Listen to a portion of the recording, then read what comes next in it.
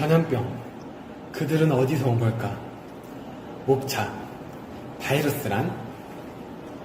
인간 전염 바이러스의 근원, 박쥐. 인간을 발버둥, 백신. 일단 그 전염병에 대해 이야기하기 위해선 일단 바이러스가 무엇인지에 대해 첫 번째로 알아야 한다. 자, 일단 바이러스는 세균보다 크기가 작은 전염성 병원체인데, 바이러스라는 단어는 독을 의미하는 라틴어 virus라는 단어에서 유래되었다.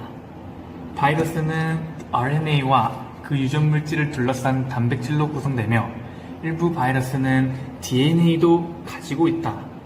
스스로 물질 대사를 할 수 없게 숙주 물체에 침투하여 침투당한 기관들을 이용하여 자신의 유전 물질을 복제한다. 이 과정에서 숙주 세포가 질병에 걸리거나 세포가 손상된다. 일단 바이러스는 크게 두 종류로 나눌 수 있다. 먼저 RNA 바이러스와 DNA 바이러스로 나눌 수가 있는데, 먼저 RNA 바이러스가 무엇인지 알아보도록 하자. 일단 RNA 바이러스란 단일가닥 RNA 또는 이중가닥 RNA를 유전물질로 가지는 바이러스를 말한다. RNA 바이러스들은 유전물질인 RNA를 단백질 외피인 캡시드가 둘러싼 구조를 하고 있으며, 볼티모어 분류기준에 따라 그룹 3, 4, 5가 속한다. 이 DNA 바이러스는 유전 정보를 담당하고 있는 핵산이 디옥시리보헥산인 바이러스를 DNA 바이러스가 일컫고 있다. 동물 바이러스에서는 대표적으로 파르보 바이러스, 파포바 바이러스, 바데노 바이러스, 헤르페스 바이러스, 폭스 바이러스의 5과에 속하는 바이러스와 빈형 간염 바이러스가 DNA 바이러스다. 일단 DNA 바이러스와 RNA 바이러스는 치사율에서도 차이를 보인다.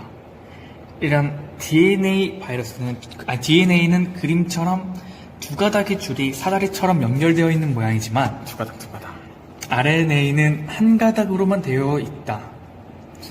그렇기 때문에 DNA는 한쪽이 끊어지면 반대쪽에 정보가 남아있기 때문에 쉽게 복구가 되어 안정적이지만, RNA는 한 가닥으로 되어 있기 때문에 어느 한 부분에 이상이 생기면 복구가 되기 어렵다.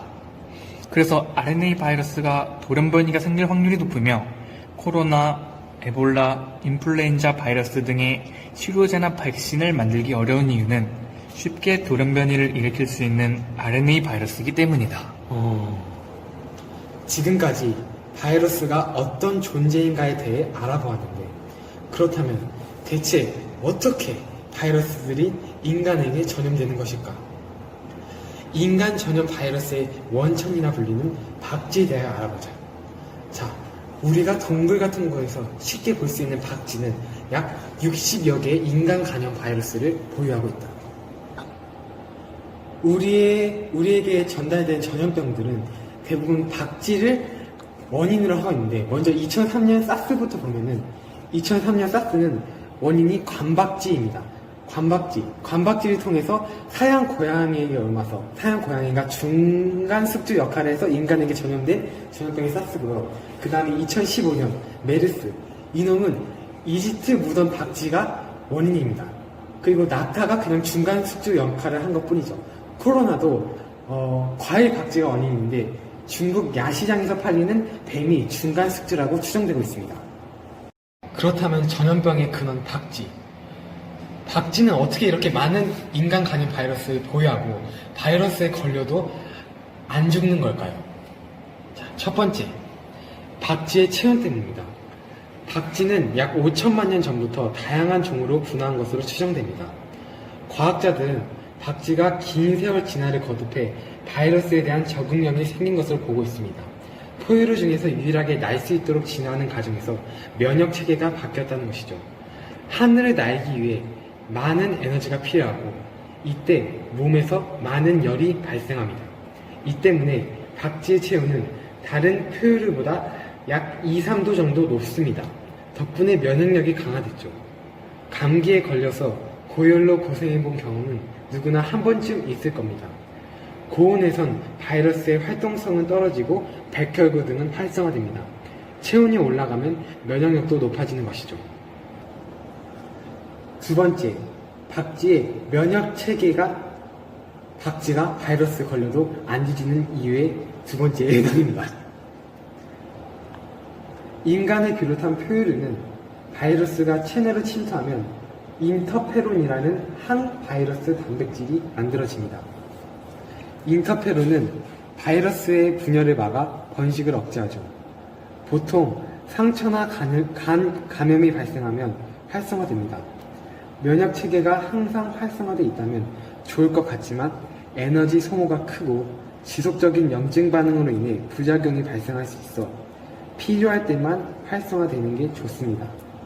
과학자들 연구 결과 박쥐는 인간에 비해 이 인터페론 유전자의 개수가 훨씬 적지만 인터페론은 항상 활성화되어 있다는 것이 밝혀졌습니다. 그 덕분에 수많은 바이러스를 몸에 지닌 채로도 별탈 없이 살아갈 수 있는 것입니다. 세 번째 이유는 박쥐는 너무 수명이 깁니다. 미국 비영리 환경보건연구기관인 에코헬스 얼라이언스의 피터 다스작 연구팀은 745종의 포유류를 조사해 바이러스 586종을 발견했고 어떤 동물이 얼마나 많은 바이러스를 보유하고 있는지 조사해 그 결과를 2017년 과학 저널 네이처에 게재했습니다. 설치류가 183종의 인구 공통 바이러스를 보유해 1위였고 이어 박쥐류가 156종으로 조사됐죠. 박쥐는 몸집이 작은 포유류 중에서 수명이 긴 편입니다. 큰 갈색 박쥐의 경우 평균 수명이 20년 정도로 수명이 2년에 불과한 쥐와 비교하면 매우 긴 셈입니다. 즉 오래 살면서 수많은 바이러스를 전파할 수 있다는 이야기. 여기까지 살펴보니 박쥐는 정말 나쁜 동물인 것 같습니다. 인류에게 위협이 되는 박쥐, 박멸해야 할까요? 절대 그렇지 않습니다. 박쥐는 인간의 삶에 이로운 점도 많기 때문입니다. 동식물 전문가들은 절대로 사라져서는 안 되는 동식물로 영장류, 박쥐, 벌, 균류, 플랑크톤을 꼽았습니다. 대다수의 박쥐는 해충이나 과일을 먹고 삽니다. 국내에도 서식하는 죽어서 동굴이 아닌 사람들의 거주지 인근에 사는 박쥐인 집박쥐의 경우 사람에게 이로울 뿐 아니라 생태계 균형을 유지하는 데 꼭 필요합니다. 국립생태연구원의 연구 결과 몸무게가 7에서 9g인 박쥐가 매일 밤 평균 1부터 3g의 해충을 잡아먹는 것으로 조사됐습니다. 모기로 환산하면 박쥐 한 마리당 매일 3,000마리 정도를 먹는 셈이죠.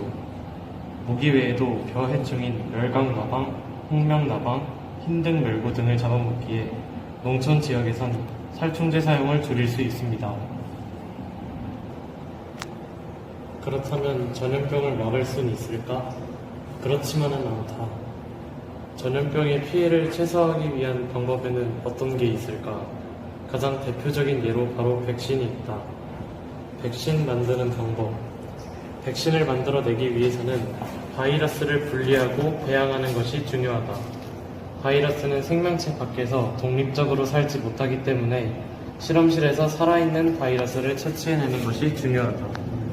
분리해낸 바이러스를 특정 동물이나 매개체에 주입한 후 증상을 일으키지 않는다면 그 신종 바이러스에 대한 면역이 존재하는 것이다.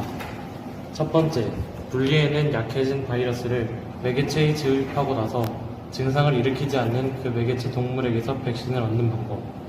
두 번째, 분리해낸 약해진 바이러스를 포유류 세포에 주입하고 나서 증상을 일으키지 않는 그 세포에서 백신을 얻는 방법이 있다.